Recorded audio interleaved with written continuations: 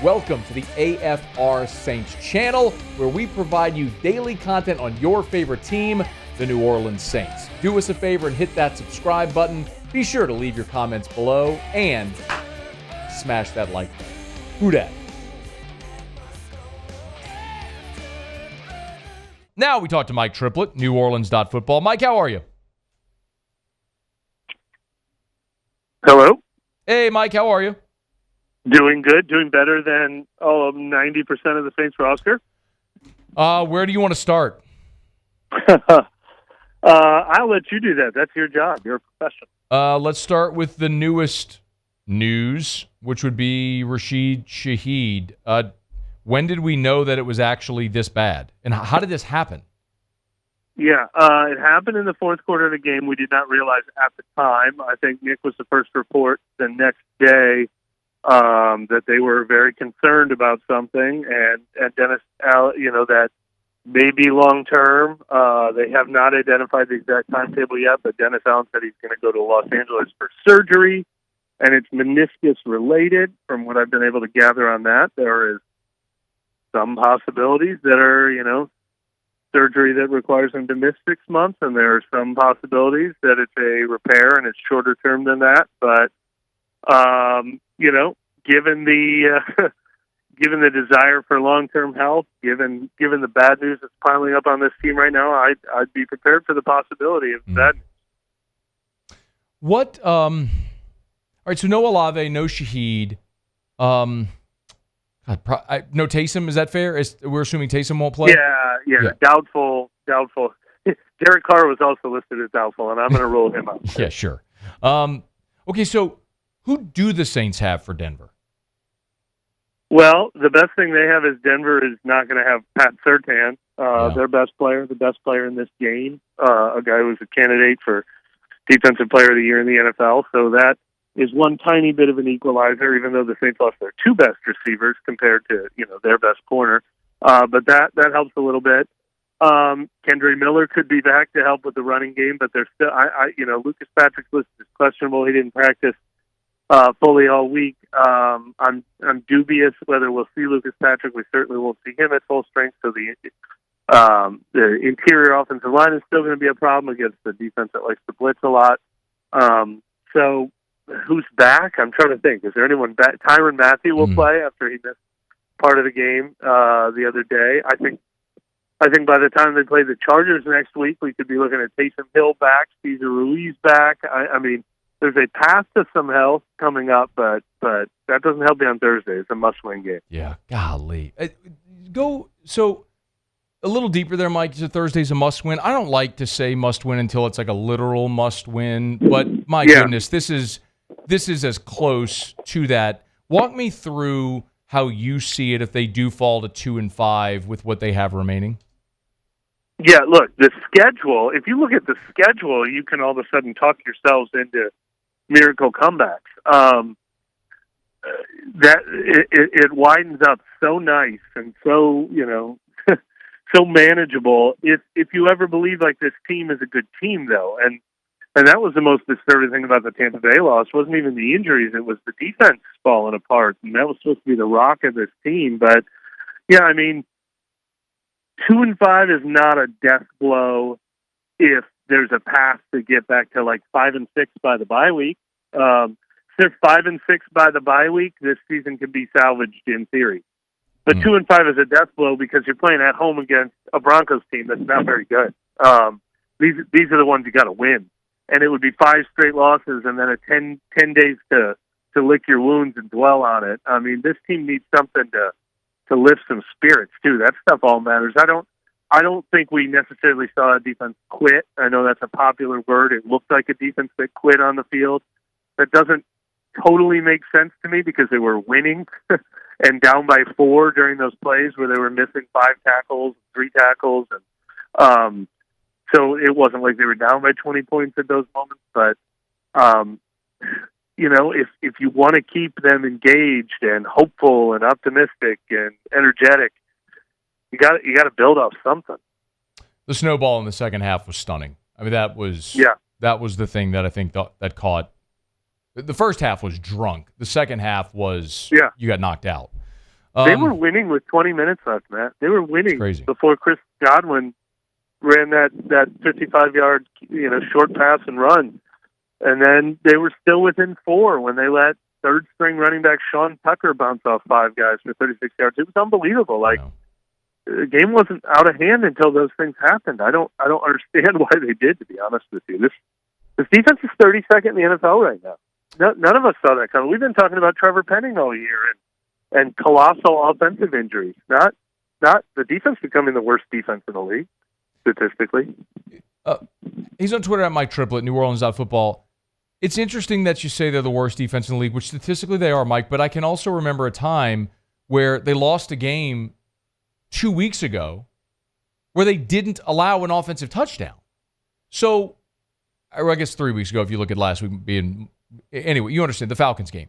I mean... Yeah. Are they really the worst defense in the league? No, I'm pretty surprised they're 32nd. I mean, part of that is because they gave up 2 games worth of yards in one game, and that's a yardage statistic. Their points per game is not nearly that bad. They were really good in the red zone. They had only allowed 1 touchdown pass all season before they let Baker Mayfield have 4. So no, I think but I do think they needed to be the rock. They needed to be elite. They needed to be like, you can count on us until you guys get healthy and figure your things out on offense. For them to let down as much as they did was super disappointing because they needed to be able to win a game like that, and they need to show that they can come back 3 days later and win a game like this against Bo Nix. Otherwise, why bother squinting at the schedule and figuring out the timetables on when guys are going to be back? Because where's the good team? Yeah, what are you playing for?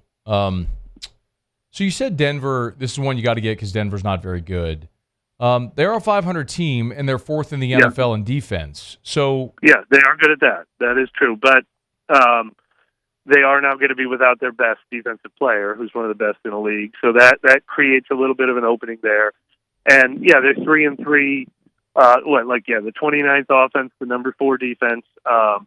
But they're not a team. They're not a team that should be able to run away with this game on the scoreboard, I should say.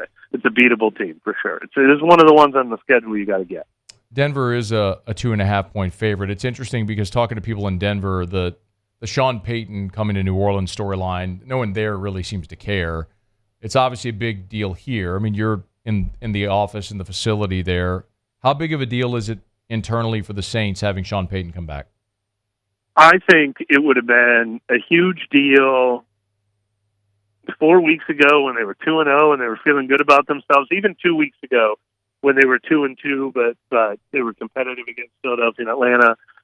And Dennis Allen was starting to get some praise, and Derek Carr was starting to get some praise, and it would have been a huge threshold moment to beat the mentor and to be the defensive coach outdoing the offensive coach. That would have meant a lot for a guy, but now they would beg for a 1-point win at home against the Carolina Panthers. Like now they're trying to salvage a season from falling into the abyss. Yeah. It's not about DA versus Sean Payton anymore. It's about we need a win or we're going to lose this season.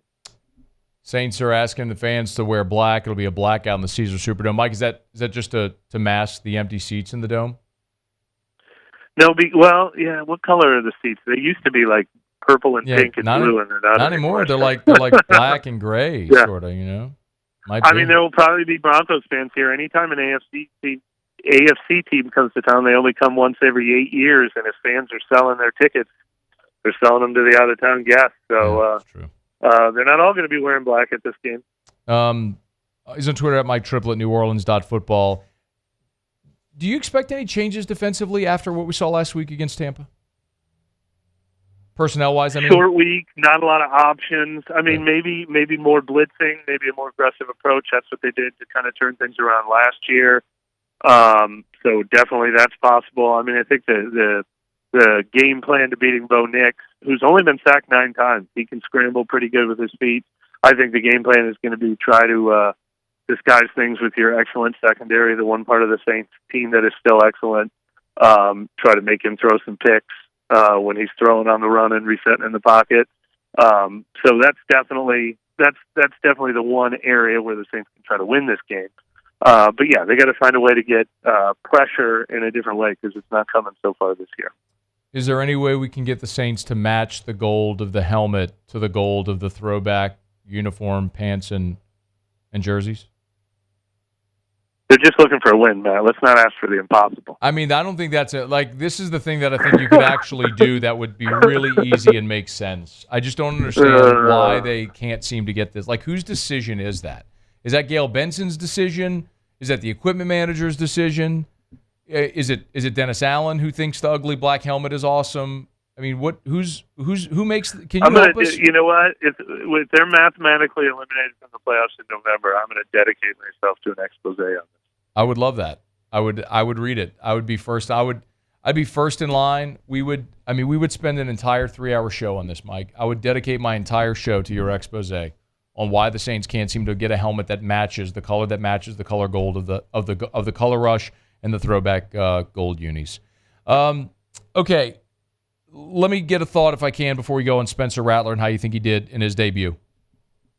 Look, I really loved what we saw in the first half. It was all the things that we saw in training camp. It was kind of what I expected to see.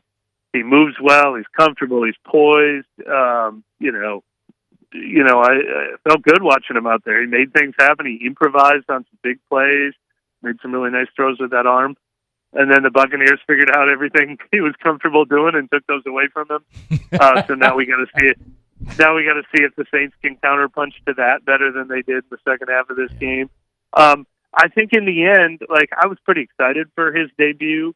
And I think, at about halftime, I was like, oh, God, this is going even better than I expected. Second half went even worse than expected. I think in the end, though, I kind of feel the same way about him that I felt going into that game with it, which is there's a lot you should want to work with. There's a lot to build off of. But, it's not going to happen right away. Mike Triplett's with us, courtesy of Benny's Car Wash every week, usually on Thursdays. Good enough to bump up a day here with the Saints playing the Broncos on Thursday night. All right, before you go, since you did cover the entire Peyton Breeze era, I'd be remiss if I didn't at least get a thought from you on Sean coming back, Drew being inducted into the Hall of Fame, and what this night means for the organization and for Saints fans who watch them lead the organization to its greatest moments. Yeah, I think it's a shame that the circumstances are what they are. It's the first 4-game losing streak since Peyton's last season when he had a 5-game losing streak, and it's just such a dud. It's such a hold your breath and can you steal a win? It's not a celebration. It's not a looking back on anything fondly. It's coming at a really unfortunate time. It's why the question you asked, barely at the end of this interview instead of leading with it. I think that's a shame. It was only 4 weeks ago when we were a lot more optimistic and we would have been a lot more excited about all those other things. I'm trying to think. As Demario Davis said this week, he said, under the circumstances, the backstories are going to have to take a back seat in this one. Yeah. Mike Triplett, neworleans.football. He's on Twitter at Mike Triplett, and with us every week, courtesy of Benny's Car Wash. You can learn more about all their memberships at bennyscarwash.com. Thanks, Mike. Thank you. Hey, thanks so much for watching. Please leave your comments. I love to interact, and be sure to hit the red subscribe button below.